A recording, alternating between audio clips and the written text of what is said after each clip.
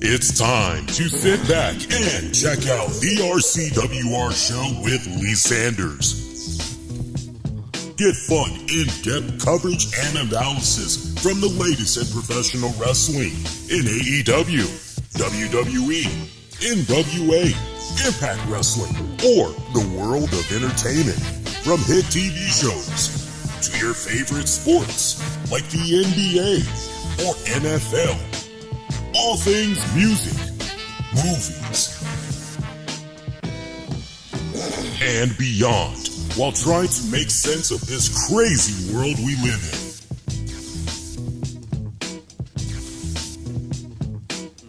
All while keeping it honest, insightful, and interactive since 2011.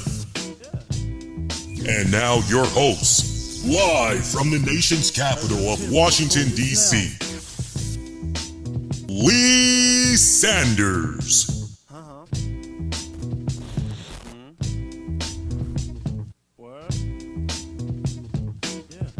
Hey, what is good, guy people? Covering the latest in wrestling, entertainment, and beyond since 2011. 401mania.com reporter and columnist Lee Sanders here, checking out a new The RCWR show for October 9th, 2022. For those of you that were live with me just a few seconds ago, yeah, we're trying this again. You guys, I don't know what the hell happened. I made sure that I restarted the laptop before anything else, just to make sure if there was any updates, anything that needed to go down, it was going to go down. And I don't know what happened, but 15 minutes in, and somehow we ended up getting a freeze there. And I don't know. We'll see what happens this go around. But I'll tell you guys what, if it happens again, I mean, I'm not going to do it. What I'll do is I'll just pre-record audio, and then I'll just drop that on demand and on the downloads. Kind of weird what had went down there. But anyway, it's all good. How you guys doing, man? How's your weekend so far? You guys doing pretty good? I hope that you are. I hope that depending on where you are, you're staying warm as best as you can. Because, man, this week, especially over here on the East Coast, particularly in the D.C., Maryland, Virginia area, it is it's cold, man. It's cold. Hey, I want to know what you guys had thought about this weekend's WWE Extreme Rules pay-per-view. So, sound off. You can cast your vote by going to our Twitter poll at the RCWR Show. Give a follow over there while you're at it. Twitter at the RCWR Show. And then we have youtube.com/the RCWR Show. Click on the communities tab and you can cast your vote that way. Keeping it simple for you guys. Thumbs up, thumbs down, Bray freaking Wyatt. Those are your three options. I'll let you guys know the results of those polls later on during the broadcast. So, this is your Extreme Rules 2022 pay-per-view recap reaction edition of the RCWR Show, brought to you by a good number of our sponsors who will definitely shout out later on during the broadcast. So look, overall, when I think about this pay-per-view or this premium live event, I know some of you guys want me to get technical there, so there you go. I hate to be I'm not going to say this pay-per-view was stupendous, marvelous, spectacular, 10, a 9. I'm not going to jump out there like that. I would say overall, I would give this pay-per-view, I would grade it 2 ways. Without the Bray Wyatt return, I'm putting it at a 6. With the Bray Wyatt return, I'm putting it at a 7. So 1 whole point made the difference for me, right? But if you want to be technical and you want to say, Lee, take away the Bray Wyatt return, then I'm staying at a 6. But if we're going to include it, I'm definitely giving it a 7. Let me explain the reason why. And by the way, great fucking return for Bray Wyatt. Did he get a superstar ovation, or did he not get a superstar ovation upon returning? You'd have swore that was Dwayne "The Rock" Johnson. You'd have swore that was Stone Cold Steve Austin. You'd have swore that Bret Hitman Hart said, yo, I can still go. Watch this. I'm coming out of retirement. I don't care what's going on with me. I'm seeing all these other people making returns. I'm going to do it for one night. You'd have swore it was any and everybody else. You'd have swore it was the second coming of The Undertaker. Undertaker got a fucking shot of adrenaline and said, boy, I tell you what, seeing all them guys go, shit, I think I can go another round or two, right? You'd have swore that just having your eyes closed, hearing that Philly crowd, just the rumbling that was going on in that damn arena and everything, and just hearing all that and feeling all that electricity and everything, you'd have swore it was, wait, it's for Bray Wyatt? It was the most insane reaction that I've seen for a superstar in quite some time. I've seen a lot of things. It's interesting. It's very interesting because, look, when it's all said and done, did the old regime fail Bray Wyatt? Yeah, they did. They did fail him in many regards, but at the same time, Bray Wyatt, to his credit, took what was given to him and to the best of his ability, fucking went out there and was swinging it out of the park. I think where things just really started to get, what exactly are we doing with this guy? And we all could be in agreement.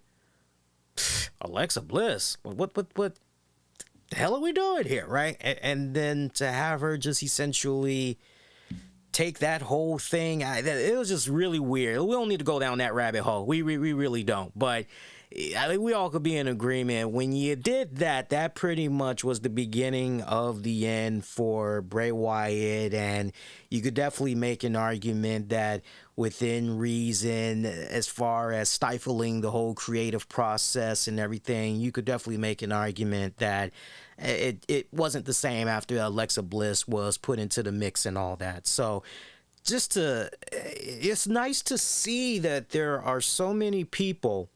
Because some of my friends in the podcasting world, I'm being totally 100 with you guys. And this all makes sense. I'm sorry if I'm sounding a little bit jumbled up. I'm not. It all makes sense when you hear this. But some of my friends in the podcasting world weren't that keen on Bray Wyatt the last rodeo. They weren't keen on seeing The Fiend go in there, coming off like this big fucking monster, unkillable monster. And then some of the theatrics that came in the process, seeing him set on fire by Randy Orton. A lot of my friends in the podcasting world were not friends of that at all. They thought that, you know what, the appearance, yeah, that looks great and everything, but get past the mask, get past the spooky little entrance and everything. And substance-wise, what exactly do you have? You don't really have anything. My own wife even had said, look, I enjoy Bray Wyatt's stuff back when he was doing the Cape Fear thing, back when he was, running around way before he started doing the Fiend stuff, and the Fiend just never gelled with me. I never quite got into it, and it's not that, to her credit, and to defend her a little bit, she's not a fan of scary stuff. scary movies, horror. She's not a fan of that genre, but even she can jump out there and say, well, you know what? That's actually kind of cool. But for her to say, that's way out there for me. So to my point, for some people, the whole Fiend gimmick, and then when he was doing the whole Mr. Rogers Firefly Playhouse, some people just felt a little bit lost, a little bit perplexed with that. So to see everything and how it played out tonight, it was interesting. And I thought it was a very smart move on WWE's part to make sure that the very last thing that is left in your head to talk about, Bray Wyatt. Because let's be honest, that Seth Rollins, Matt Riddle fight pit, whatever you want to call that, with Daniel Cormier as the special guest referee, that was the drizzle and shits. That was the absolute drizzle and shits. Convince me otherwise, people, but that was the absolute drizzle and shits.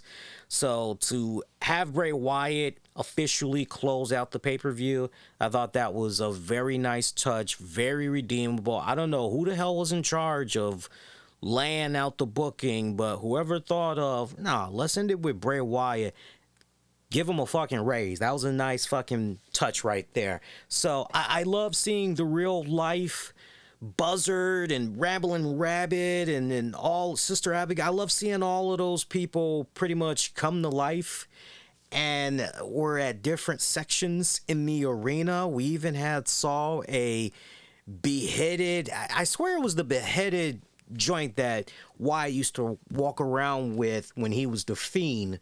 He had that laying on the announcer's table between Corey Graves and Michael Cole, and we even saw a person dressed up as the Fiend themselves, but you knew it wasn't the actual Bray Wyatt.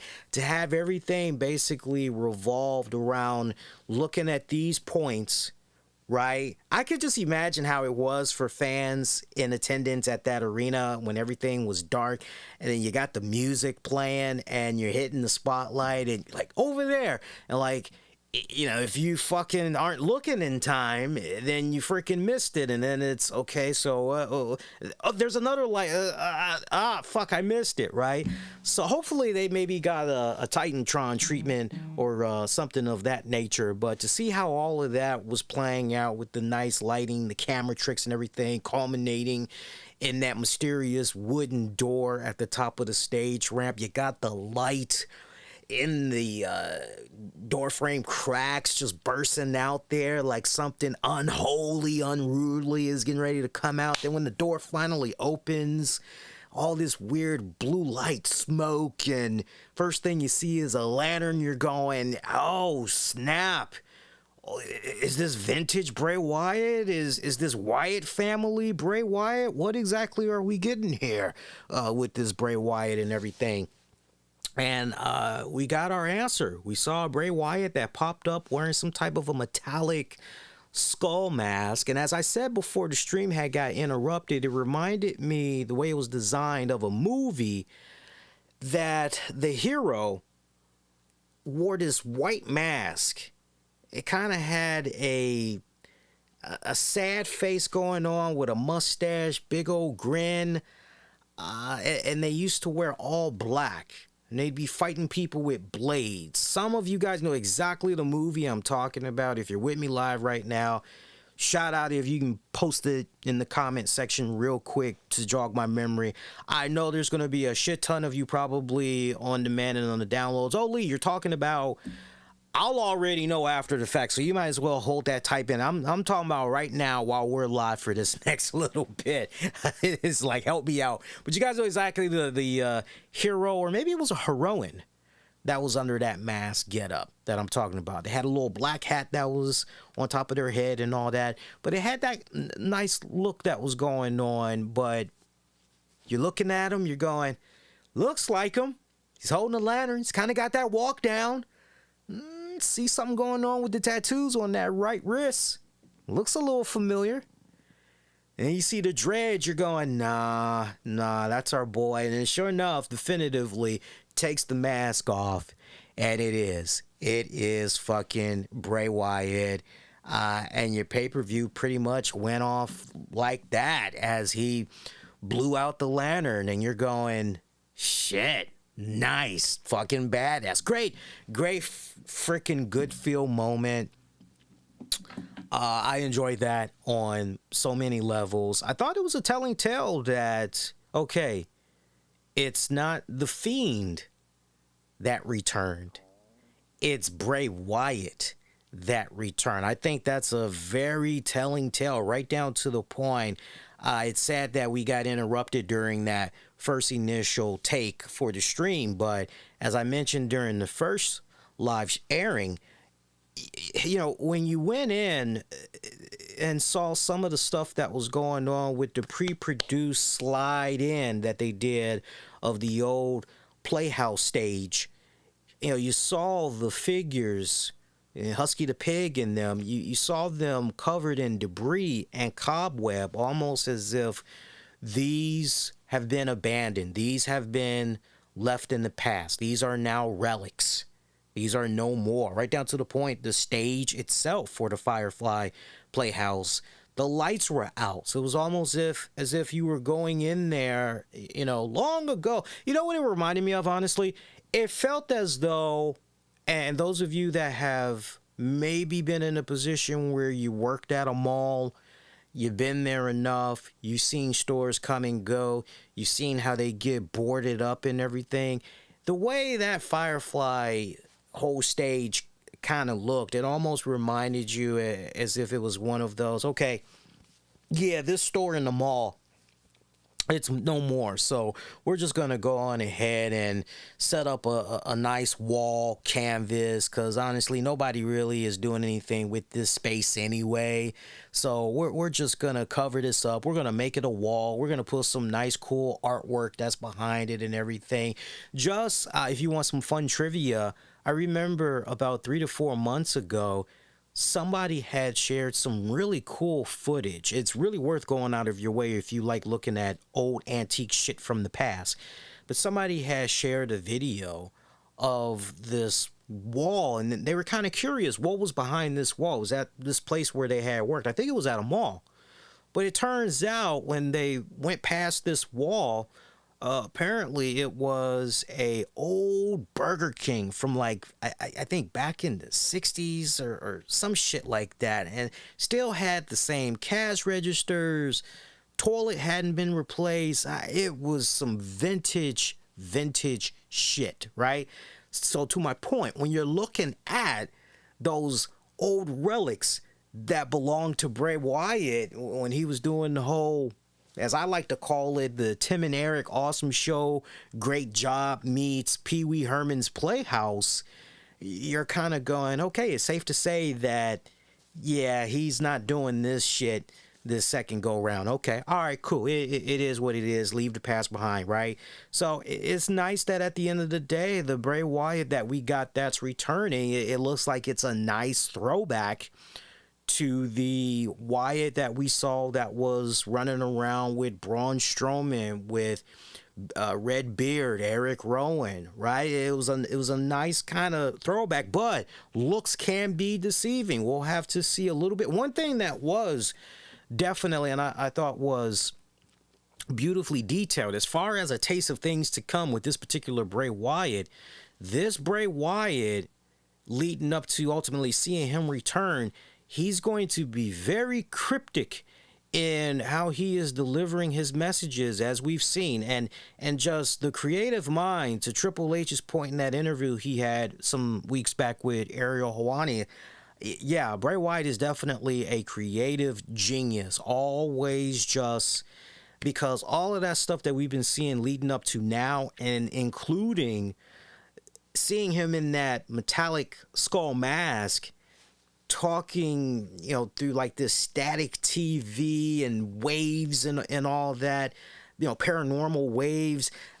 There's a lot of shit that's going on there. I'm there for the ride. I can't wait to see what's going on with this, but definitely one of the most highest points of the night for me personally. I definitely got to give WWE, Bray Wyatt, everybody involved in how they've been handling that return all the way up to now, I got to say, when you look back on 2022, and we only got 2 months left, but when you look back to one of the most coolest, badass moments out of the year, that definitely right there, that return of Bray Wyatt in front of that Philly crowd, the stars aligned perfectly. I can only imagine the goosebumps that he must have felt, right, with that ovation. I'm sure he probably was saying to himself, my God, they never forgot me. They never fucking forgot me. They remember. Like, I'm sure that they had to. That did not give him goosebumps tonight. I don't know sincerely what did. But that's Bray Wyatt. That's the great moment right there. Again, coming up from the shit, lackluster pit fight there between Seth Rollins and Matt Riddle. We'll talk more about that in a hot second. Let's talk about the opener for this pay-per-view, by the way. Again, welcome to those of you that's joining us live right now. This is your Extreme Rules 2022 edition pay-per-view post-show recap, reaction edition. So we had 6 matches on the card total. Brawling Brutes, Sheamus, Ridge Holland, Butch, defeating Imperium's Gunther, Ludwig Kaiser, and Giovanni Vinci via pinfall. 17 minutes, 50 seconds. No pre-show matches on this card, by the way. Again, no pre-show matches on this card. You did not miss anything as far as pre-show action goes. 6 matches total. And this 6-man tag team, good old-fashioned Donnybrook match is what kicked us off. Damn good. Damn good. I felt that it's interesting that Brawling Brutes went over, because if you guys were with me during the, what was it? I think it was our Wednesday show that we did. Yeah, it was our Wednesday show, and I'll have the episode number for you guys in a hot second, but off the break, I'm thinking for on-demand and downloads, that was episode 973 of the RCWR show. Matter of fact, I'm pretty damn confident it's episode 973 that you guys want to go back and check out. When we were offering predictions for Extreme Rules, I said, well, hell, you know, it kind of makes a lot of sense to maybe go in the direction of Imperium picking up the win here. That way you can continue to build up Imperium, really try to do a better job in establishing them, especially now that you've got Triple H in charge and everything. Why not freaking go that route and everything? Now, I'll admit, at a disadvantage because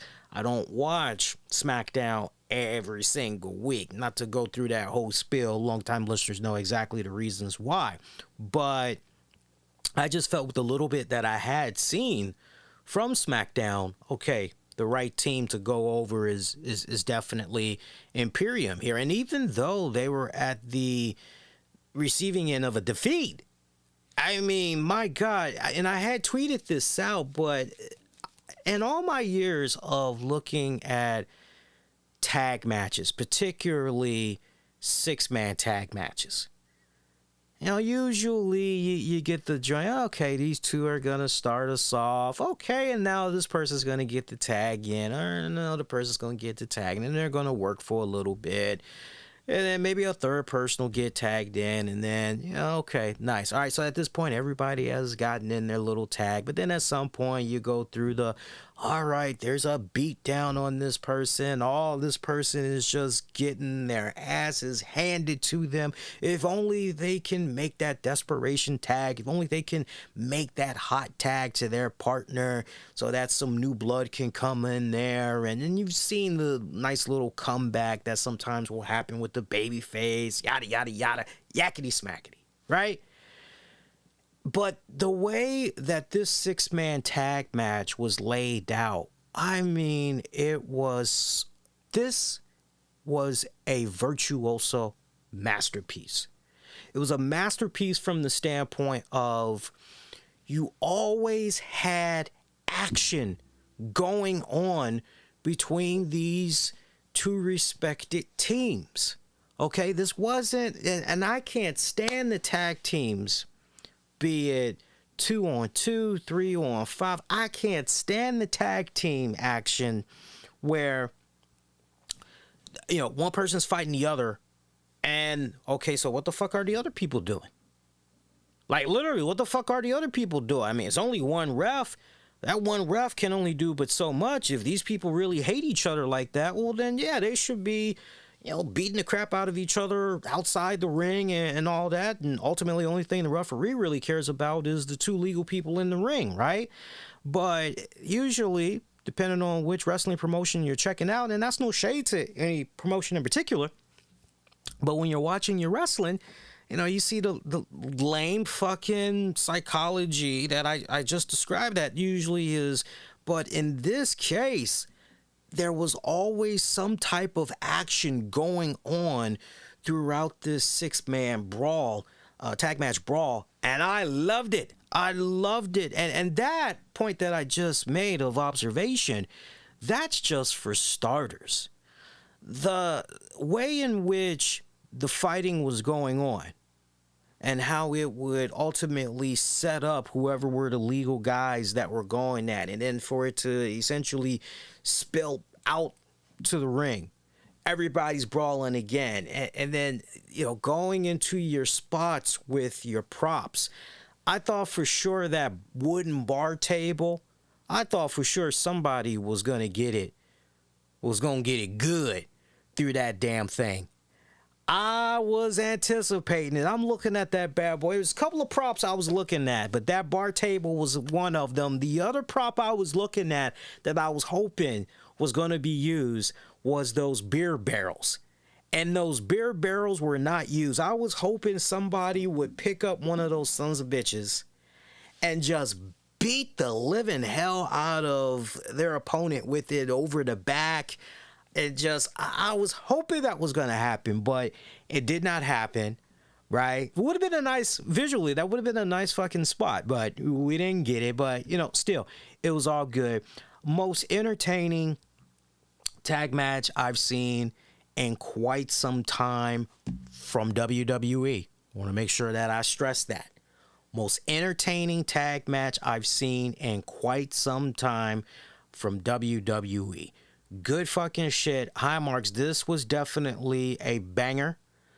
Banger. 5 stars, 10 stars, whatever the highest amount of stars I can freaking give. It's getting it. It is getting it. These guys went in there and they were beating the holy living you-know-what out of each other. And I ate it up. I freaking ate it up. All these respected teams, they looked damn good.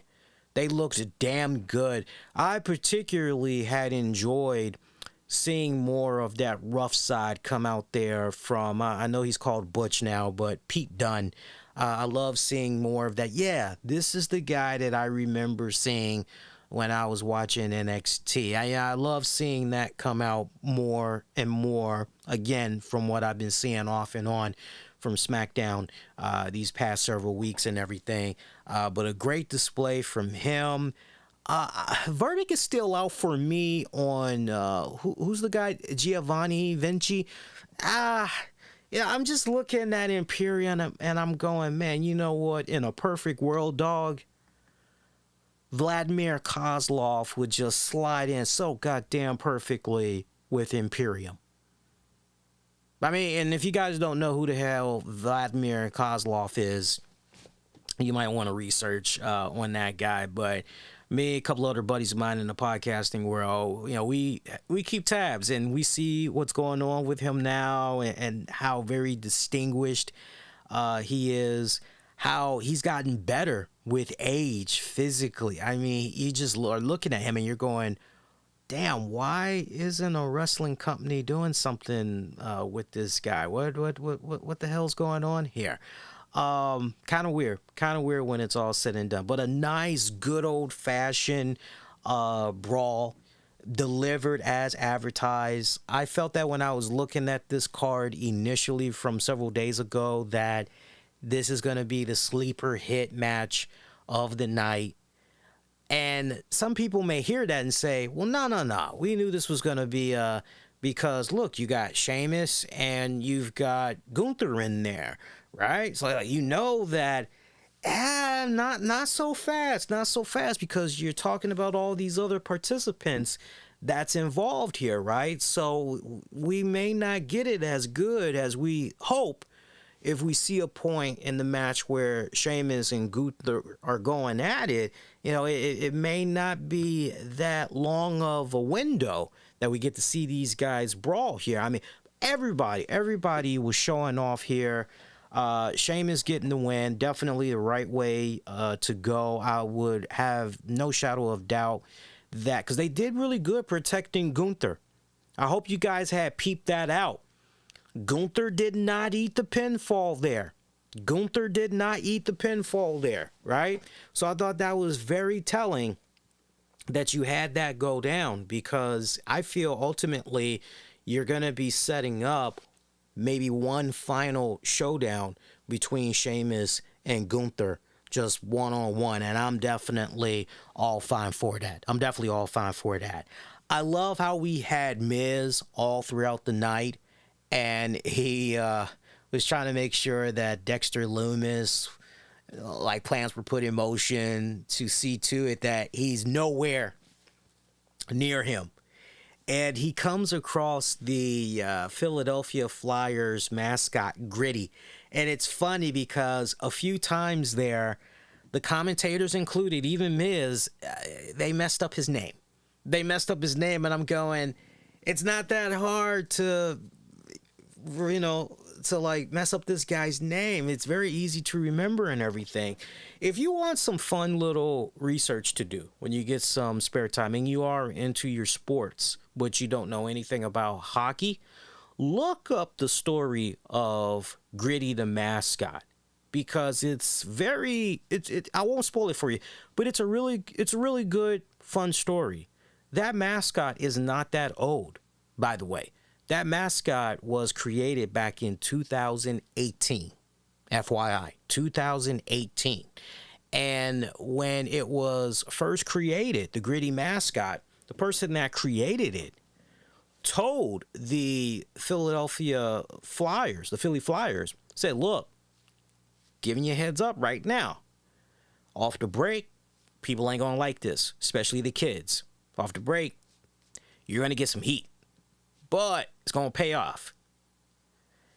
And, they were like, yeah, whatever, right? And sure enough, they called it. They freaking called it. But eventually, Philly fans were won over by Gritty and everything. But it's very fun to research. Research that when you guys get a chance. But Gritty, the mascot, comes up to Miz, trying to befriend him. Tries to offer him a Extreme Rules t-shirt that has Gritty on it and everything. And Miz is just, screw you, screw your shirt. Throws it on the ground, steps on it, walks away. Later on in the night, Miz bumps into Gritty again and starts, beating the holy living crap out of him and everything. Well, little does he know, Dexter Lumis was in the house. And Dexter pretty much came from behind, just stalking that ass, beating on him a little bit, put him in a chokehold, made him pass out, helped out Gritty, helped him up to his feet. Gritty, before wanting to leave, hang on. Of course, Gritty, the mascot, he never talks, but, he hand gestures to Dexter, hang on, and gives Miz one good kick in the stomach. And then him and Dexter walk off into the sunset, holding hands. Walk out into the sun, hand in hand. No, seriously, they did walk off into the sun there. So that was a nice little spot there. Nice to get the continuation there of Dexter and Miz. That was a nice little continuation, even though they officially were not on the card for tonight's Extreme Rules event. Let's get to definitely what was, without a shadow of doubt, for me, the drizzling shits.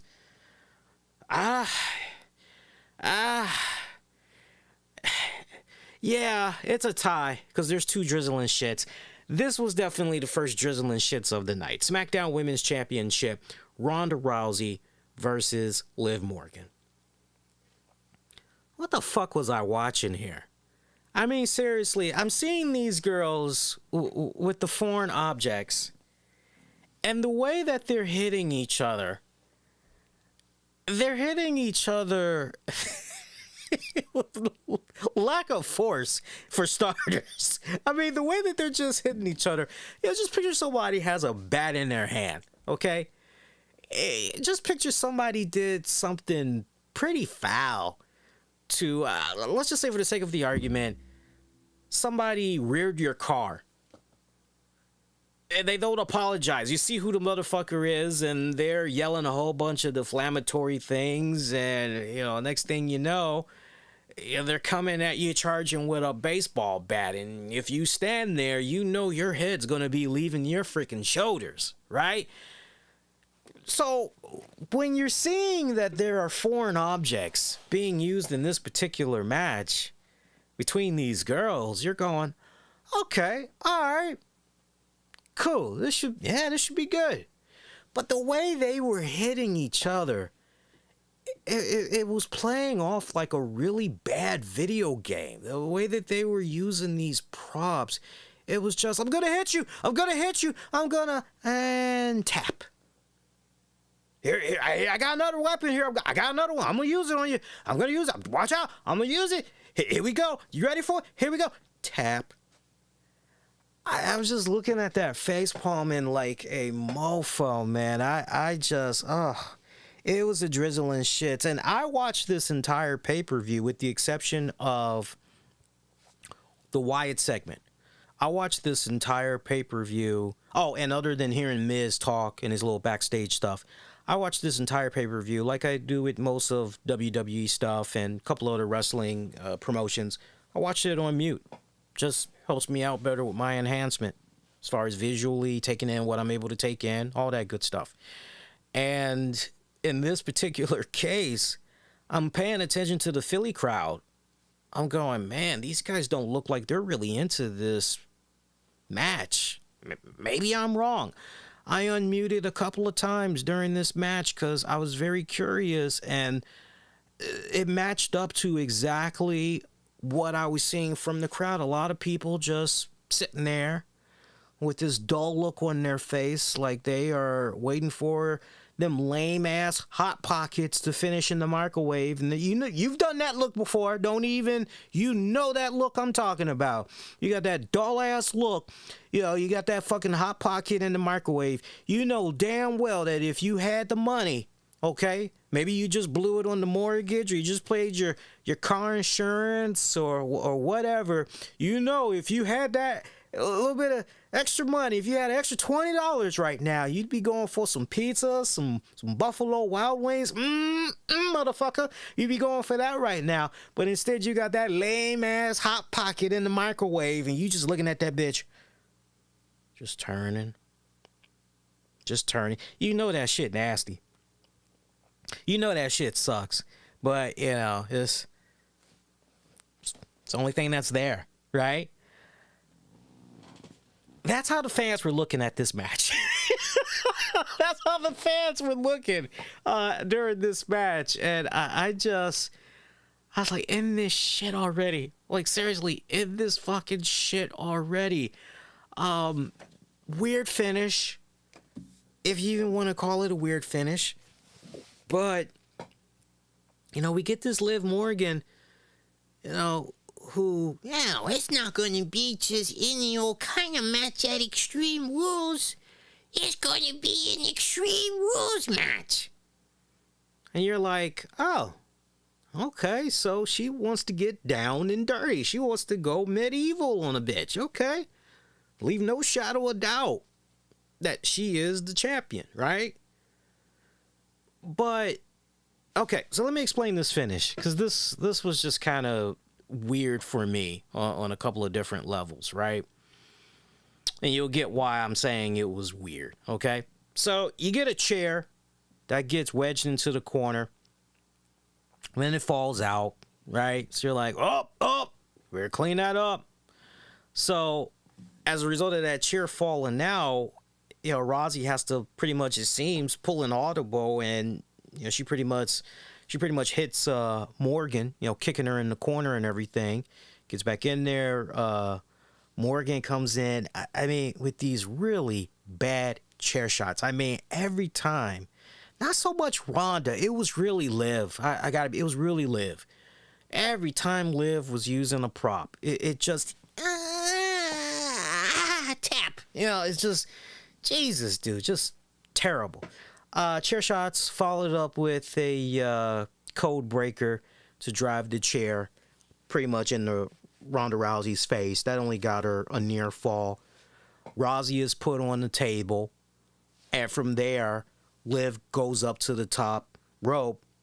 And now the fans are kind of interested. They're kind of sensing as though maybe the ending is near, and okay, we're about to see a cool spot. So now you see fans finally reacting. They're all starting to stand. They're like, oh, right? Shout out to you, Philly crowd. I love you, Philly. I love you. Love Philly. Every chance I get, visit Philly. I love Philly. And, you know, she connects. You know, she does a nice little body splash onto Ronda, crash the table, all that, okay? It's only a near fall, okay?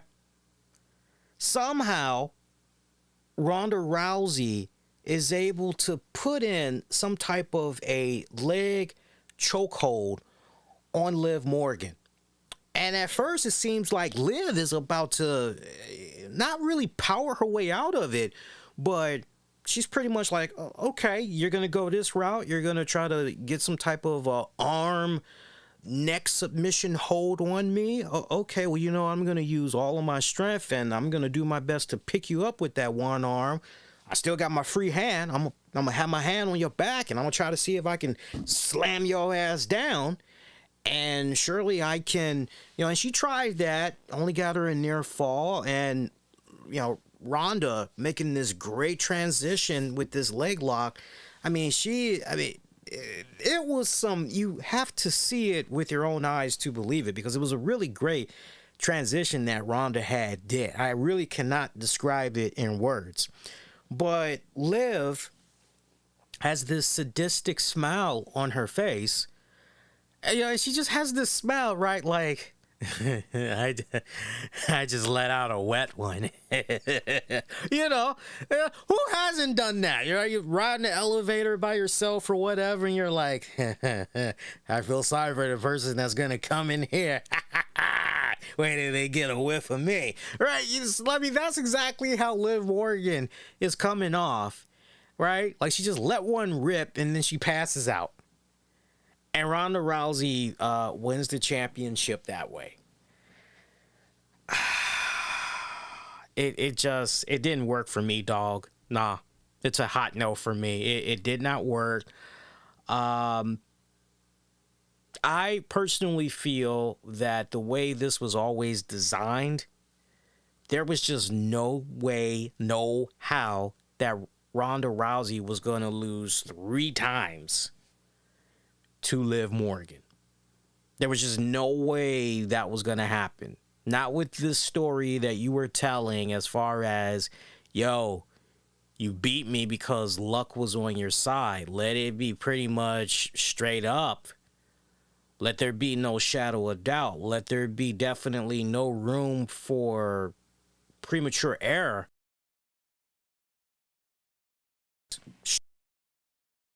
Straight up. Right? Yeah, that's pretty much the story that you were telling here between Ronda and Liv. And if Ronda ever got that chance where, okay, now Ronda, you've got no excuses. Here it is for you. Now what do you say? There's just no way. No way. Even if you would have painted with a brush, okay, somebody's going to run interference, and this is how Ronda may possibly... No, it just, even at that, the experiment, I hate to be that bearer of bad news for those that are Liv Morgan fans, but the Liv Morgan experiment, it ran its fucking course. And this display by Liv Morgan tonight, as far as I'm concerned, solidified without a shadow of doubt. Yeah, this experiment, it never was. It never will. Like that. Yeah, the fans, they had a... You know, but was it really the fans trying to get behind somebody? Was this really a organic thing, or was this a forced thing by the old regime? I mean, so far there seems to be some nice, it feels like there's sincerity there with the fans that do care for care for Liv there. It seems like there's true sincerity, but because after all, when Ronda won that championship, I did hear some mixed reactions. I will admit that. I did hear mixed reactions, but I wouldn't be surprised if, in regards to the mixed reactions, if honestly, from those Philly fans, wouldn't be surprised if the majority of them honestly looked at that match and just, yeah, this was just straight up shit. This was just straight up shit. And then here's the other thing, right? How you gonna have, I'm trying to think which one it was, but somebody had took a bat to the knee. Like, you're literally going Tanya fucking Harding and nobody is wearing fucking knee braces. Nobody's pushing the, well, let me tell you something, son. A Stone Cold Steve Austin metallic knee brace, right? Motherfucker, you get hit in the fucking kneecap, your ass is gonna be down on the fucking ground. You're gonna be holding that bitch. I think it's shattered. Oh, I think it's shattered. I need help. Well, this is the match that you signed up for, motherfucker. It's Extreme Rules. Let's get extreme. Let's get crazy. Let's get nuts. I just thought that, some of the shit that was going on in this was just fucking very comical, very sad. A disservice to Ronda Rousey, the fact that she even had to be involved in a poor match, with this girl, right? Obviously Liv still very green, very, very, very green. I don't know if she can get there in due time. I just don't know. Some people can make an argument. She's had more than enough time. Just like we've had more than enough time talking about this match. Let's move on. Hope you guys been enjoying the post show so far. If you have been, definitely hit those likes, leave those comments, all that good stuff. All right, Karrion Kross, Drew McIntyre. Redeemable. Very redeemable right here. Honestly, I wish that we could have made the transition after our opener 6-man tag match. I wish we could have made the transition into this one. A nice amount of violence that was going on in this. This was 10 minutes and change. It felt like an eternity, though, man. It really, really did. It felt like an eternity. There were a lot of parts to this match I enjoyed that was entertaining, but at the same time, look, on the one hand, two things can be said that's true. So on the one hand, you got these two good-looking studs that's just beating the holy living shit out of each other. And I love the fact that as this match is about to begin, Jessica Carr, shout out to Jessica, always does a great job refereeing there. I see her trying to give the other end of the strap to Karrion Kross. Drew's got his strap on his wrist. He's ready to go. Okay? And Karrion, he keeps throwing it back on the freaking ground. And Jessica's like, come on, you agreed to this. We got to do this. Let's go. And she's trying to hand it back to him. Scarlett coming in with the distraction on Drew. Karrion takes advantage, kicks the living shit out of him, beats him up, takes him on the outside, whipping him like a government mule for a little bit. So, nice, fun psychology that you had going on there in the match. And I loved how ultimately Drew pretty much had his nice little comeback and, he's whipping Karrion Kross's ass and everything. Good shit.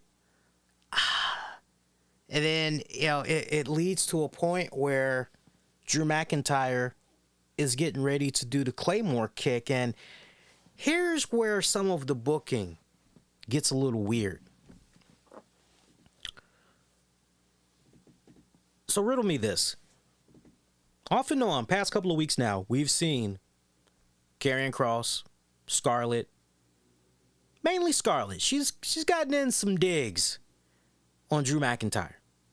And why Drew continues to just stand there. Is he struck by her beauty? Is he looking at the at the boobs? Is he looking at the booty? Why is he stunned every time he gets in the crosshairs of Scarlett? Because he knows what's about to happen. We've seen him a couple of times now be at the receiving end of some shenanigans done by Scarlett. And it just gets to a point where you're going, no, Scarlett, I know you're a mile away, darling. I know what you're about to do. Not tonight. I actually called for a little bit of backup. Right? And it's so weird. It's so weird. Like, tonight, since it was Extreme Rules, I was expecting for Drew to say at one point, honey, well, this is Extreme Rules. If you don't get the hell out of my way, I'm going to Claymore kick your ass. I was ready for him and Scarlett just back up with those high heels. I was ready for that. But we keep seeing him become, like, what is it that has him so frozen and all that other shit? I have the slightest idea. Whereas the way they did it with Rhea Ripley getting a good one in there on Edge, which we'll talk about in a little bit, yeah, that was designed very good. That was designed very well. I wish they could have actually done that with this one here, right? But this is for me where it just started to slip a bit because Scarlett kept just sticking her face in there and everything. And to the point when Drew finally had Karrion down, seemed like out, ready for that big Claymore kick. He's counting it down. He's ready to go for it. Bam! Scarlett gets in his way. And Drew's just looking at, what do you do? Hey! And he gets pepper sprayed in the face big time. I'm just looking at that. I'm going, we're really going to end it like this? We're really going to end it with him getting fucking pepper sprayed? Are you fucking serious? Sure enough. Yeah, that's how we're going to end it. Karrion Kross coming from behind with the cross hammer gets the 3 count. This felt like a long-winded match. Some good parts. But when your finish is that, you know, you're just kind of going, yeah, I don't know about that one, dog. Don't get me wrong. I love Karrion Kross. I've been checking him out since he was Killer Kross, doing his thing in Impact and everything. I'm a fan of his work. Look, he had to go over. He had to go over. Like, you've been doing this reintroduction of Karrion Kross and everything, and he's got a great look. Just the whole package with him and Scarlett. I'm loving it. We already talked on Wednesday about some tweaks that I feel need to happen going forward with the character and everything. Promo-wise, just some of the promos, it's a little bit off in a couple of areas. But, I mean, visually and everything, dude's got the shit down. Without a shadow of doubt, dude's got the shit down. But that ending with Drew, it just came off so fucking comical and all that. It just wasn't even funny. It wasn't even funny. Like, honestly, I tell you what, because some of you guys may be like, well, how would you have maybe ended that, Lee? Honestly, Scarlett's getting ready to spray his ass. He grabs the wrist. He shakes his head. And he pretty much, you know, puts her over his knee. And he's spanking her ass. Karrion Kross is fuming. Charges right at him and just goes fucking ballistic on his ass. Ultimately setting up the straitjacket. I would have been fine for that. Hell, the way this has been coming off so far with Scarlett coming in, I know the role she's supposed to play, so I don't need you guys to explain it to me. But the way it's coming off right now, maybe it should be Scarlett that should be getting a shot against Roman Reigns for the championships there. I'm just saying. I'm just saying. I'm just saying, y'all.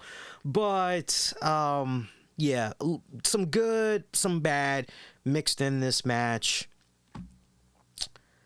But Kross needed to go over in this one. He needed this dub. I'm very curious to see where Karrion is going to go next. Is he maybe going to challenge Roman? Is he maybe now going to be lurking in the shadows and all that good stuff? Or, because I was thinking about that, and I'm just kind of looking at the current landscape of SmackDown right now, seeing a little bit of what all's been planned now when I am able to dip in there. It kind of feels like Roman, doesn't it? Feels like maybe that's what he's going. That's exactly where he's going. I don't know if that's going to be immediate. If that's not going to be immediate, Braun Strowman seems to be preoccupied. Who is the second biggest babyface that you got on SmackDown right now?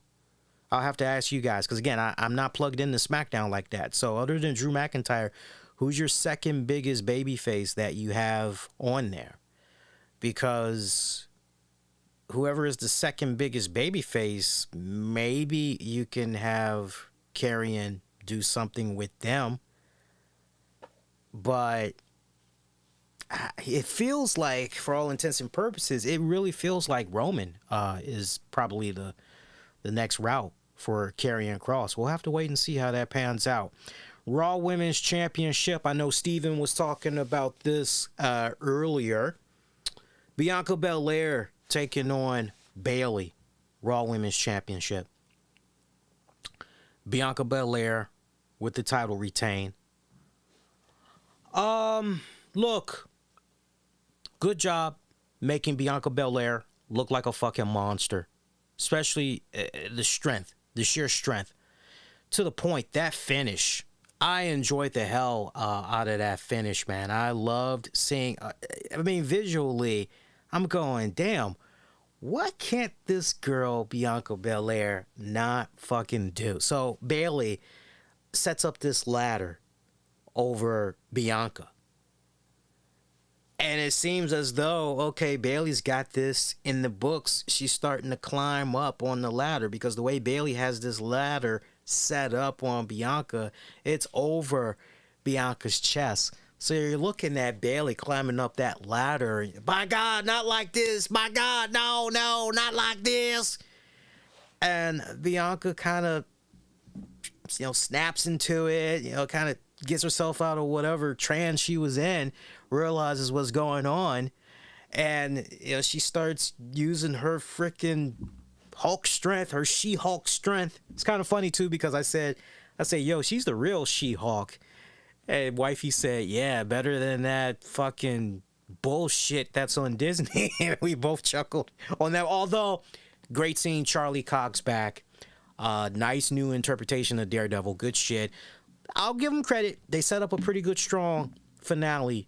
I don't know if it's a season finale for She-Hulk this coming week, but they did pretty good. Anyway. So Bianca just fucking hulks that damn ladder, right? Bayley goes flying off there, right? Nice, good power of display and everything. Now, you got fucking Bianca. I think now she was trying to go up on the ladder, but then Bayley recovers, gets up on there, manages to grab on Bianca's ponytail, good chunk of it, and just rams her face first into the ladder. You're going, okay, great shit. Why not? Yes, the hair's there. Use it as a fucking weapon. Good shit right there. Okay? Something weird goes down where Bayley picks up a ladder, but Belair picks up Bayley and that ladder that Bayley had. And it's pretty much, I know this is hard to believe. You actually got to go back and actually see the visual of this yourself. But Bianca Belair actually does a KOD pretty much on both of them. It was insane. It was fucking insane. That pretty much had allowed Belair to climb up the ladder, get her title for the retain.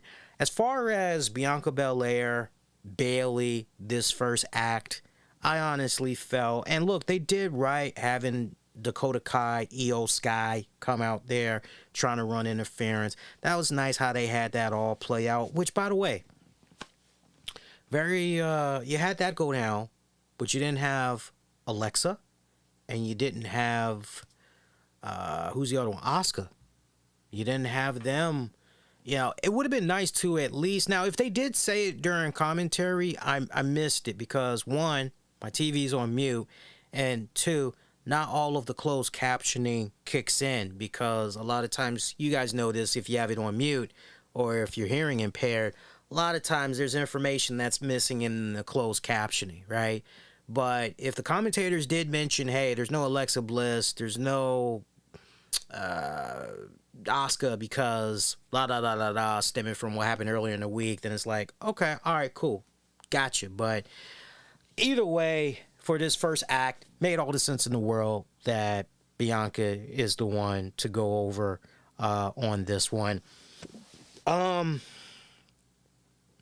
looking great. What do you do here with Bayley, though? Because this whole damage control stable, it is getting ice cold real quick, man.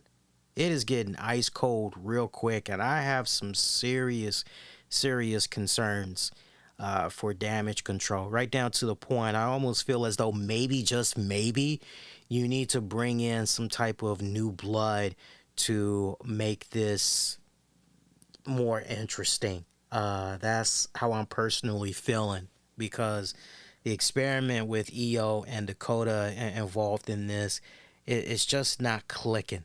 It's just not clicking for me. So do you maybe have Bayley come out of this and start saying, yo, we got to tighten shit up. This is damage control. It's like, you're damage control, but, so far you're kind of not really controlling anything when it's all said and done, right? Makes you wonder what's going to happen in the coming weeks. But for me personally, I feel that you need to get rid of one of the girls. You need to get rid of one of them and you need to replace them. I really am liking the idea. I don't know how you guys, you newer listeners out there, you can let me know. But I really like the idea of Bayley maybe courting either Nikki Kross or Piper Niven, Dewdrop. Maybe start it off, maybe have them join. They earn their stripes, all that shit, and then maybe ultimately you kick out, I should say, either Io or Dakota. You guys let me know what you think about that, or if you maybe want to go in a different direction with damage control. But that's just where my thought process is on that one. But decent match. Definitely a decent match. I Quit match, Edge versus Finn Balor. I love the fan, by the way, that had the Edge is more played out than Harley Quinn cosplay. God damn, son. How you really feel about Edge? Now that I said that, some of you guys will probably go back and see if you can find that one. I get exactly what he's saying there. 29 minutes and change. Finn Balor with the win. Finn Balor too, by the way. Finn Balor coming out with his Pulp Fiction Gimp mask. That's all I could think about when I saw him come out there with his mask. Eeny, meeny, miny, mo. Catch a tiger by its toe. If it hollers, then let him go. Eeny, meeny, miny, mo. And you know the rest. You know the rest if you know your Pulp Fiction. Bring out the Gimp!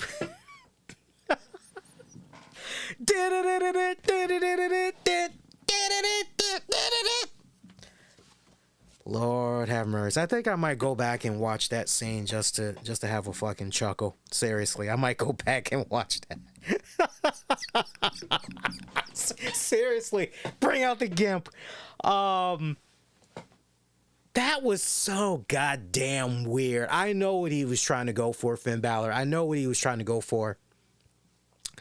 But that's not, that's not, no. Now, remember what I was saying earlier about how I wish that the way Drew McIntyre versus Karrion Kross went down and the interference by Scarlett. How, wow, you look at what Rhea Ripley did in this match between Balor and Edge. Wow, that's good. How come we couldn't kind of put that kind of same logic within reason in there, right? And Rhea did good. I love the fact that Rhea pretty much came from like out of nowhere, really from behind, and just quickly handcuffed Edge's wrist to the top rope. And Edge is looking on like, what the hell are you doing? What are you doing? And keep in mind, this is like, I'm trying to remember here. Yes, this is before Rey Mysterio came out. Yes, it's before Rey Mysterio came out. But yeah, she handcuffed him, all that. And I mean, you just saw the ultimate freaking assault done on Edge with a kendo stick. Everybody was beating that ass. Everybody was getting a taste. Everybody was getting a taste of the Edge. And I'm not talking about the pizza from Pizza Hut, okay? See what I did there? Everybody was getting a taste. Whipping that boy. Dominic, Damian Priest, everybody. Now, here's where they fucked up. Did we really need to hear the music of Rey Mysterio? As he, right? Booyaka, booyaka, 619. Booyaka, booyaka, 619. Did we really need to hear the music? And then we see Rey come out with a steel chair. Oh, I gotta help my friend. Do we really need... Just have him come out without the music.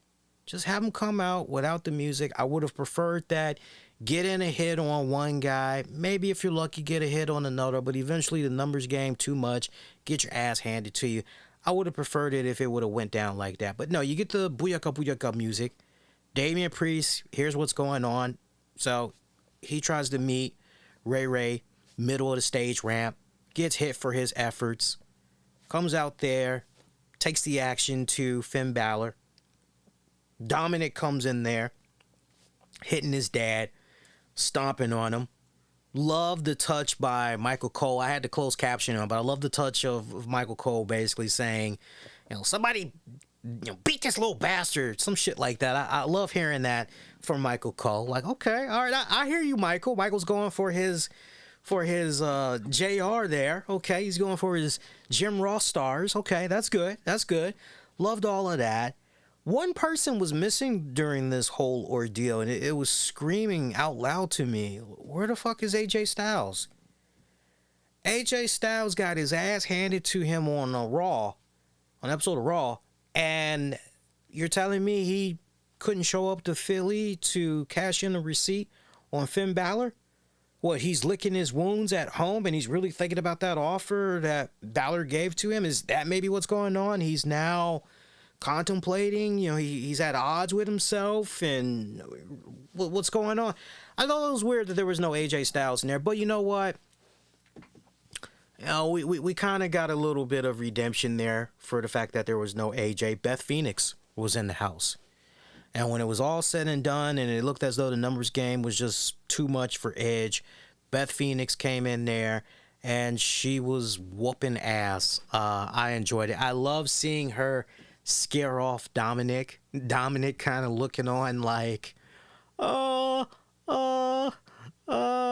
sorry, Miss Jackson. Ooh, I am for real. I never meant to make your doggy cry. I mean, that's exactly how Dom was looking at freaking Beth Phoenix. And Beth didn't care. She was ready to swing on that ass, but he escapes in time. Then you get the nice face-to-face lock up there between Rhea and Beth.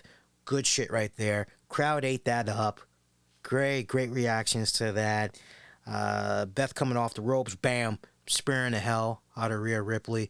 Good stuff right there.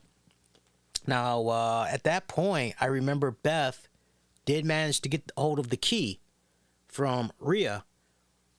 Sets up Edge, gets him free. Edge connects with a couple of spears on Finn Balor. But then something happens with Beth. I'm trying to let me look in my notes here, because something had happened with Beth. Yeah, Rhea had ended up distracting Edge with an attack on Beth with a pair of brass knucks. That's what happened. Yeah, Rhea Ripley had used a pair of brass knucks on Beth, knocked her out cold. Edge, meanwhile, he gets some top rope double stomps, couple of them. Edge still not backing down.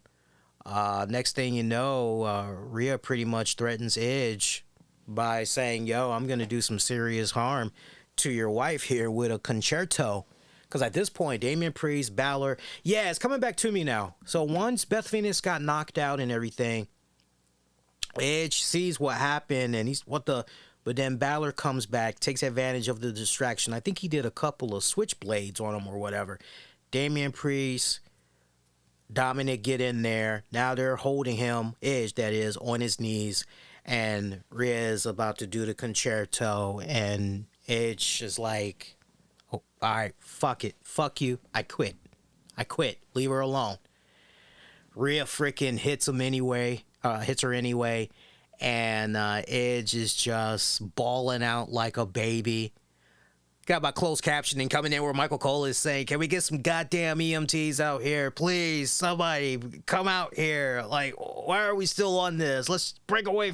I love that whole selling. That was some good shit right there. Good energy, good enthusiasm right there that I was picking up from Corey and Michael Cole. And we got to remember, we got ourselves a new color commentating team in effect this Monday. I'm going to hold off thoughts on the new commentating shakeup, my thoughts on Jimmy Smith's out and just everything that's going on. I'm going to hold off until Monday. At least that way I'll be able to let you guys know what I think about the new Raw commentary team.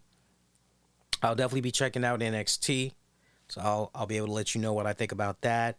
And then SmackDown, I'll let you guys know what I think about SmackDown the following week, since we don't air on Fridays. I'll let you guys know what I think about that. So, nice shakeup, though. It's definitely a nice shakeup. I like the fact that for me and some of my friends in the podcasting world, we were talking about Wade Barrett for the longest time being brought up to the main roster. And the fact that he's now going to be doing color commentating, that should be good. Looking forward to seeing what he's going to be able to do. But Edge quitting. So look, the way you got this set up now, Beth Phoenix, without a shadow of doubt, is going to want a piece of that ass of Rhea Ripley. Okay? So look at this nice little stable that you're quietly building up here, right? Now you got Edge. You got his wife. You still got Rey Mysterio in the mix of things. Okay? And at this point, you know, Ray just got to toughen up, and you know that might be your son, but right, you see his actions, so it's about time you put him in his place and remind him why you are the best when it comes to that ring, why you've been able to do what you've been able to do for all these decades later, right? So there's your three right there. Your odd man out. The odd man out that's on the fence, whether or not he might join forces or whatever, AJ Styles. And I think the way that this is ultimately going to be going, I could see maybe something panning out where Ray, Edge, you know, maybe they try to extend the olive branch to AJ. You know, hey, man, you saw what they did to Beth, you know, blah, blah, blah, blah, blah. Like, man, you know, we know you definitely feel a certain way. You know, we definitely would like, I could see something like that panning out. Or maybe Edge comes back pretty pissed off, wants Judgment Day, gets his ass handed to him. Maybe Ray comes out there, right? Numbers game. Next thing you know, AJ comes out. Whoa, whose side is AJ's on? AJ taking it right to. I can see, right? I don't see AJ joining Judgment Day. As much as I would like to see it go down, I don't see it happening. I actually don't see it happening. But I will say this about Judgment Day. Judgment Day, and I'm not going to lie to you guys, Judgment Day has been very boring to me. But when they added Dom Mysterio in there, okay, now you're making it interesting. Because what you're doing, you're taking a page out of one of my all-time favorite underrated blaxploitation movies from the early 1990s in South Central. Shout out if you remember that movie. That is literally Rey and Dominic Mysterio. I don't care who you are. If you remember that movie, you definitely agree with me. That is the Rey and Dominic Mysterio story. Okay? So I like what's going on here with the whole Dom element and all that. But this is the most dominant. This is the most interesting. This is the most sinister that Judgment Day has looked on this night since they had came into existence. And that's on the real tip. So they finally took them a minute, but they finally got some fire lit under their ass. Just a little spark. Now they just got to take that. They got to ride that out. I thought it was a nice touch to, well, let's do something to a beloved character. Let's do something to a beloved hero that the WWE fans like. Who can we? And to do that to Beth Phoenix. Nice touch. Maybe that should have ended the pay-per-view. But no, instead, we get this fucking fight pit match between Matt Riddle and SFR, Seth frickin' Rollins, wearing his RVD inspired attire. Looked pretty good. By the way, we had 2 NXT cameos in the house tonight. Don't think I forgot, because I didn't forget. During the Bianca Belair Bayley's match right before the opening, we got a nice shot there of Nikita Lyons. I thought that was a very nice touch. Obviously, Triple H is hearing what we've been saying about Thickums. I've been singing her praises. Shout out if you've been checking out my Wild Women of Wrestling post shows over the years. I've been singing her praises since way back. And it's nice to see a lot of people coming on board. And then during the fight pit match, we saw NXT champion Braun Breaker in attendance. So nice little nod, but also I feel for very good reason we got that nod for those two. A taste of things to come. We're getting a little taste. Just a little taste of things to come in the future. I'm okay with that. Fight pit match, Matt Riddle versus Seth Rollins. Daniel Cormier as your special guest referee. What do I say about this match? 16 minutes, 35 seconds. Matt Riddle defeating Seth Rollins via submission. Well, look, on a positive note, if you're a Riddle fan, you're going, yo, Riddle needs to, because what went down at the last pay-per-view, right? It rubbed a lot of people the wrong way there. I get it. I knew where they were going with this. I totally saw this a mile away. Most people didn't care. They're like, I still don't like it, right? But on the one hand, you're going, hey, Riddle got his win, right? He got his win. This whole fight pit concept, the idea of it, let's put 2 men inside of a fight pit, okay? It's going to kind of be like, you know, an octagon kind of, okay? But like, on top of beating the shit out of each other like a real fight, that's fight pit, like, there'll be some wrestling moves done too. But this is a fight pit match. Exactly. Okay. All right. Continue. And like, wouldn't it be cool if you could like climb up on some structure and like walk around on a second level, and you know, if you want to do like a frog splash or something? But wait. But these are 2 people that can't stand the fuck out of each other. Every time they've seen each other, they've beaten the shit out of each other. Why are they going to be climbing up on shit and because there's a fight pit match? Okay. Sounds good on paper, this whole concept, but what was executed? Yeah, baby. No. This was basically, for all intents and purposes, a glorified cage match. A glorified cage match.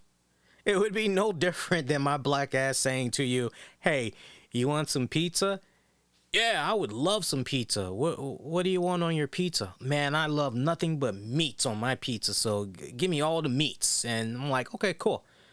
Get the fucking pizza, and there's only one pepperoni, one sausage, one fucking piece of ham. Some of you have actually had a pizza delivered to your house like that before. And you're going, what the hell is this? This isn't, what sounded good. Like, now that I'm seeing what I've actually gotten, like, what the fuck? This was a glorified cage match, y'all. A glorified cage match. It really shouldn't come as a surprise because, not for nothing, but if you did check out your NXT, you know that this whole fight, this isn't the first time that this type of cage-like structure has made an appearance. I think where things get lost in translation, however, is the fact that, wow, we've got these guys that just can't stand the fuck out of each other. They just want to rip each other apart. And yet they go in here and they're basically doing a wrestling match inside of a steel cage. That's basically what you had go down here, right? You basically had this. This was nothing more than a Matt Riddle. You're from the MMA world, right? All right, so we're gonna give you kind of like this themed match that basically you're gonna win. That is basically how I look at this in a nutshell. That is basically how I look at this in a nutshell. You can't convince me otherwise. I mean, so if you're a Riddle fan, you're happy that he had got the win, but this was nothing impressive whatsoever. To the point you're not going to remember this several years from now. You're not going to remember this. It is truly an afterthought of a match. I hate saying that. I hate saying that. Not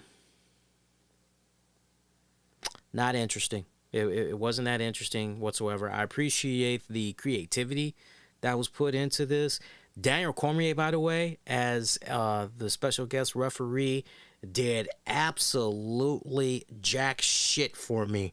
I never want to see that guy in another wrestling ring again for as long as I live. I could care less about him. He was not the right person for this. Sincerely, he was not the right person for this. And you can tell me all up and down, oh man, former UFC, former MMA, you can hit me up with all that shit all you want. What I saw in that ring, from one big black man to another, I saw nothing but a big black fat motherfucker that I barely recognized in there. God damn, John Jones wasn't available. God damn, Pac-Man Jones wasn't available. God damn, we couldn't dust off Mike Tyson just one time. We couldn't dust off old Mikey Mike. We couldn't get his ass in there. I mean, this was just... He was buzzkill, wasn't he? From the moment that they had him pop up on the Titantron there from Monday's Raw. People are tired of seeing you fight. Like, I wasn't. I was eating that shit up. I was enjoying them going back and forth, cracking on the insults and everything. I was eating that shit up. I'm going more, please. He just... I don't want to see him touch another story arc in WWE ever again. Let him go do that shit in Impact Wrestling or something. No, I don't sound like a mark. I'm just giving you my reactions to how I saw everything playing out in real time. And you know what? Throwing the term mark, you know what? Hate to say this, people. Everybody's a mark. Whether you're a mark for wrestling, whether you're a mark for video games, whether you're a mark for comic books, you're a mark for sci-fi, you're a mark for football, you're a mark for basketball. Guess what, people? Newsflash, everybody is a mark for something. So, if you're going to call me a mark, the only thing that I'm a mark for is, honestly, wanting really good entertainment. And I felt I didn't get that entertainment in this respected matchup. That really should have been a fight. See, unlike other people that will do post shows reacting to XYZ, they're going to come on. They're going to have a whole bunch of shit written down. Oh, if I say this, this is a really cool thing. If I make this joke right here. No, I'm telling you guys, as with every single show that I put out there and have been since 2011, just what's coming to my mind. A minute removed from watching it, I'm telling you exactly what's coming from off of my mind, off the top of my head, straight from the heart. I'm speaking my mind. I'm speaking my piece. That's it. If we disagree, that's okay. If we disagree, that's okay. What's so bad about DC? Again, make no mistake about it. I have no problem. You're talking to somebody that followed his career in the MMA world. Loved his shit. But if you go back from the moment that he was introduced on Raw this week, they did not update him correctly. Whoever was briefing him, whoever was getting him caught up to speed, they failed him miserably because at the end of the day, he did not execute it properly. When they had him out there on Monday talking about, fans are tired of no, the fans were not tired. The fans were going, yo, this has really stepped up a fucking notch. Yo, I legit. They're going to be fighting each other at Extreme Rules. I legit want to see these people beat the holy shit out of each other. So the fact that they had DC pretty much coming in there like a kumbaya mediator, basically, that totally went against what we've been seeing play out with these guys for all these weeks. No, if anything, it should have been a case where DC's going in there, and it's okay if DC's getting his feet wet. It still comes down to, look, this is the best analogy. This is the best analogy. I hire you to come to my house because I have a heating problem. How are you supposed to know exactly what needs to be fixed, what parts you need to order, etc., if I'm not giving you all the information that's needed? The more information, the more informed that you are, the better that you're going to be able to help execute that plan.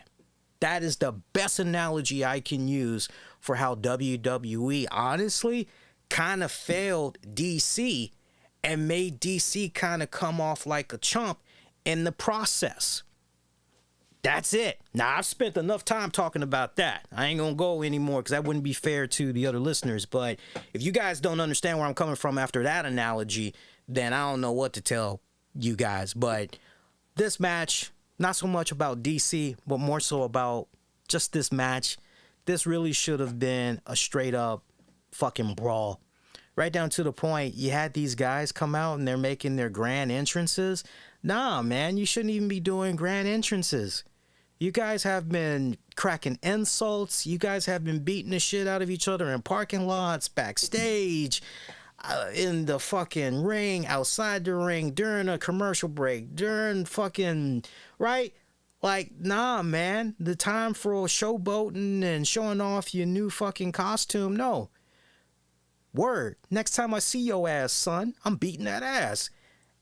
It was just handled all wrong. There's so much that should have went down in this one. Again, sounded good on paper, not executed properly. Not as bad as the Liv Morgan Ronda Rousey match, though. Not as bad as that. I would say this was I'm thinking of a grading scale. I probably would maybe give the match I probably would give this match, if I'm going with an A to F scale, C-. I see YK in the chat room. Seth Rollins and Riddle match was garbage. If Wyatt doesn't return, WWE fans riot. Is his thought. Yeah, I think if you didn't end it with the Wyatt spot, yeah, I think Philly definitely would have been pretty irate. Yes, for sure. For sure, the Philly crowd would have been. I think fans all around the world, not just the Philly crowd, but the fans that tuned in to check out the premium live event, they definitely would have been pretty, yeah, without a shadow of doubt. And to those of you that's just now joining us, there is an option if you're watching via YouTube. See, a lot of creators, they don't say this, but if you're watching live on YouTube right now, and you're like, what did I miss? All you got to do is just hold the rewind button. You can rewind to the very beginning, even though we're live, and you can catch up that way. Let's look at the polling results here. I want to go to youtube.com/the RCWR show and see what you guys had to say. So head there if you haven't voted yet. youtube.com/the RCWR show. Click on the communities tab. Meanwhile, I'm going to see what you guys had to say on Twitter at the RCWR show. Let's see what we got here. Actually, you know what? Let me delete this one here. There we go. All right. I am seeing right now your three options: thumbs up, thumbs down, Bray frickin' Wyatt. I am seeing right now 38% of you gave the event a thumbs up. Meanwhile, 62% of you said Bray frickin' Wyatt. I love you guys. I love you guys. I love you guys. All right, let's go to YouTube now. Let's see what you guys had to say over there. All right, pull up you guys' comments. And while I got this loading up here, quick programming note for you guys. You see me pushing my WoW Women of Wrestling shirt on right now. If you notice, for you WoW fans, we did not put out a new episode of WoW just yet. That's because by the time Extreme Rules went off, it was overlapping with WoW. So I did end up watching it literally as soon as I'm done with this show. I'm going to be pre-recording a webcast version of our WoW recap just for this weekend only. Normally we stream it live, but I'm going to pre-record and I'll make it be available for you guys to check out as a premiere Sunday afternoon. I'll probably have it maybe like a couple of minutes after noon. Maybe sooner than that. I think, you know what? Let's say 11 a.m. Let's say 11 a.m. I'll have it go live at 11 a.m. for you guys. All right, let's see what we got here. YouTube.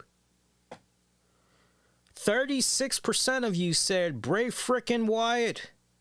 Meanwhile, 64% of you gave the pay-per-view a thumbs up. Shout out to Lewis. Lewis said pay-per-view was solid, but we were all watching that pay-per-view for one thing and one thing only, and that one thing delivered big time, in my opinion. Yeah, definitely. Definitely. From what we talked about earlier, Lewis, yes, definitely. It fucking delivered. Let's see what else we got here. YK. Even I leaped. Oh, wait a minute. What are you trying to say there, YK? Even I hope for Wyatt return. When Michael Cole said, thanks for... Oh, you felt like you were being trolled there. Yeah, yeah. And then to have Michael Cole come back, are we still on? Are we still on the air? Is this feed still going? Yeah. And then they just pretty much were shutting up after that. Let's see. Overall, this pay-per-view... If you missed it, I said it at the beginning. I'll say it again. There's two ways you can rate this. Without the Bray Wyatt return, 6 out of 10. With the Wyatt return, 7 out of 10. Wyatt to dethrone Roman? No. No. I don't see that. Now that Triple H and crew are in charge, I am seeing a scenario where it's either going to be Cody or potentially Karrion Kross. Those are my guys. Austin Theory, he's coming along. He is coming along. I'm not quite there yet. Not quite there yet. But, and we already know the back route that's going to ultimately happen with Theory, so we don't need to go, right? Let me, for those of you that's not aware, so I see Theory being champion, but he's not getting the titles off of Roman, if that makes sense. Just marinate on that and it'll come to you, especially if you've been watching the WWE product for so long. You kind of see exactly what I'm talking about. You know exactly what I'm talking about. But no, as far as just straight up who could take it off of Roman, then of course, I don't know what's going on with the Rock schedule. If he's available next year, you got to throw that name in there, don't you? Don't you? You got to throw that name in there. But I think it's going to come down to Roman, Cody, Karrion. Those seem to be the ones that are really sticking out right now, in my eyes, at least. Karrion Kross is 37. Age has nothing to do with it. Age has nothing to do with it. And to the point, if it wasn't for those injuries that had went down with Samoa Joe definitely, the way he was operating there when he finally was on the main roster, if he would have kept it up, I think he definitely would have gotten at least one run as a World Heavyweight Champion, be it Universal or he would have been the what's the name of the belt? You got the Universal Championship, and then I guess the other title, what was that called? What the fuck was that? Undisputed? I don't know what the fuck they're calling it now, man. Like all these damn names, but yeah, I don't think it has anything to do with age. It really doesn't. When you're taking really good care of yourself physically, mentally, and all that, and you're showing that you can still go and you can hang with the best of them and everything, as long as you can stay injury free, man, anything is definitely possible. So I don't know. It's not about what I personally would want. It's about, okay, who's hot right now? Whose hand is on the pulse right now? I'm not telling you who I want as champion. I'm telling you the candidates that I think, because see, this is the time right now where, this is about opportunity. So, who the fuck is going to step up and who's going to fucking do this? And right now, I'm telling you those guys that I see, because that's the other thing that you guys got to think about too. The men that I just mentioned, they all have a significant hand, and while they're in the positions that they're in, trying to help elevate the next generation of talents so that by the time they get to a particular age where, okay, we really just need for you guys to be utility players. We really need for you guys to just do your part in putting these guys over here that we're trying to see come up and everything, then so be it. But yeah, as it stands right now, WWE, they don't really have enough young mega superstars. Shit, if you want to say, Lee, they've got no young mega superstars right now. That's why I'm looking at Austin Theory and I'm saying he continues to be a work in progress. He's coming along. And as I said earlier, he'll be a world champion. He just ain't going to get the championship off of Roman. Hint, hint. Hint, hint. Hint, hint. Fuckery. Hint, hint. But, yeah. All right. So let's call it. So at this point, we've done about an hour and 38 minutes. I'm saying that is long enough for a post show, guys. Honestly, that's long enough for a post show, especially considering we had some technical issues can't even get it out of my damn mouth right. Technical difficulties the first go around. All right, so quick programming notes. The WOW Women of Wrestling post show. I'll be pre-recording that right now. That's going to go live this Sunday, October 9th, in the early morning. I'll say late morning, actually. Have it go live a little bit after 11 a.m. for you guys. And then Monday night, October 10th, catch a new RCWR show. That'll be coming your way after WWE Raw goes off the air. So tune in for that. Tuesday, we're going to take the night off. I'm actually, I need to work on a college essay that's due. Oh, love that homework. I tell you, love that homework. I got to cram for a couple of exams I'm taking on Monday, but one of the classes I'm taking, there's a part 2, and then there's a fucking essay that's attached to that. Oh joy, oh joy. So we're gonna take Tuesday off, but we're definitely gonna be resuming programming on Wednesday. So you got Monday and Wednesday for this week. FYI for you guys. If you missed my thoughts on this Friday's AEW Rampage, go over to the 401mania.com site. I did write up a recap and review, so you could check that out. I'll have thoughts about the second hour of AEW's programming because they did their Battle for the Belts. All of those shows were right here in DC, by the way. Love that. Love that. Always good crowd, good time in DC. I'll talk about that Battle of the Belts special on Monday's RCWR show, FYI, for you guys. Meanwhile, if you haven't done so already, please hit that like button. It really helps other people discover the content better with ease. Leave your comments if you're going to be checking this out on demand on the downloads or you made it up to this point. Let me know your thoughts about the Extreme Rules pay-per-view. High point, low point. High point for me, definitely Bray Wyatt, seeing how all of that had played itself out. I also got to put in there a good nod for the 6-man tag match. Highly fucking entertaining. Nothing but high marks from me. Definitely a 5-star banger. Low point for me, I got to go with Liv versus Ronda Rousey. So sound off. Let me know what you guys thought. Give me your high point, low point.